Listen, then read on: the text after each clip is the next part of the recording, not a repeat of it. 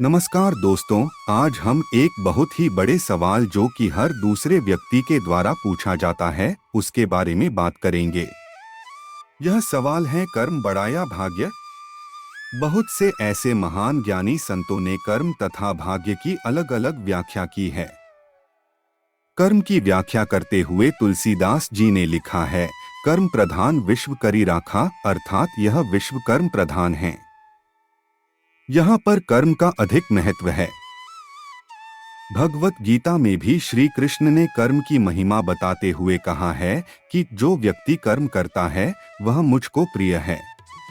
किंतु कुछ संत जनों जैसे कबीरदास जी आदि जो भाग्य में विश्वास रखते हैं, उनका कहना है कि जो भाग्य में है उससे अधिक किसी को नहीं मिलता है।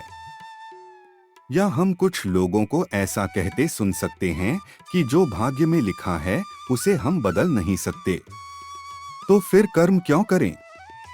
तो आइए जानते हैं, कर्म बड़ा या भाग्य? भगवत गीता के अनुसार कर्म बड़ा या भाग्य, इसे समझने के लिए सबसे पहले हम आपको एक कहानी सुनाते हैं। एक विद्यालय में दो विद्यार्थी अजय व विजय पढ़ाई करते थे। अजय बहुत मेहनती था। वह अच्छे से पढ़ाई करने के बाद भी कक्षा में प्रथम स्थान प्राप्त करने में असमर्थ था, जबकि विजय नकल करके पास होने व भाग्य में विश्वास रखने वाला विद्यार्थी था। अजय और विजय धीरे धीरे अच्छे दोस्त बन गए। अजय भी मेहनत के स्थान पर भाग्य में विश्वास करने लगा, किंतु जब परीक्षा हुई तो अजय विजय के जैसे नकल नहीं कर पाया और वह फेल हो गया। जब उनके अध्यापक को इस बात का पता चला कि अजय फेल हो गया है, तब अध्यापक ने उन्हें समझाया कि क्या तुमने कभी बैंक लॉकर का इस्तेमाल किया है?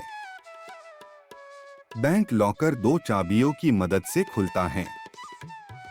एक चाबी उपभोक्ता के पास होती है तथा दूसरी चाबी बैंक के मैनेजर अपने पास रखता है। ठीक इसी प्रकार हमारा जीवन भी दो चाबियों अर्थात भाग्य तथा कर्म की चाबी पर निर्भर होता है। बैंक मैनेजर की भूमिका ईश्वर अर्थात भगवान निभाते हैं। हमें अपने जीवन में अपने कर्म रूपी चाबी का इस्तेमाल करते रहना चाहिए। क्या पता कब ईश्वर अपनी भाग्य रूपी चाबी का इस्तेमाल करें और हम सफल हो जाएं। वहीं दूसरी ओर हो सकता है परमात्मा अपनी भाग्य रूपी चाबी लगा रहे हो, पर हम अपनी कर्म रूपी चाबी का इस्तेमाल ही ना कर रहे हो और हमारी सफलता का ताला खुल ही ना पा रहा हो। गीता के अनुसार भाग्य भी कर्मों से ही बनता है, जो कि पिछले जन्मों का कर्म अर्थात संचित कर्म होता है।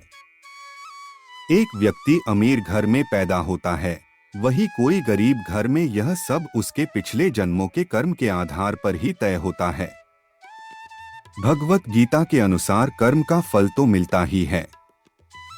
तो अब आप समझ ही गए होंगे कि कर्म तथा भाग्य साथ साथ चलते हैं। एक के बिना दूसरा महत्वहीन है। इसलिए कर्म और भाग्य दोनों का ही जीवन में होना बहुत जरूरी है।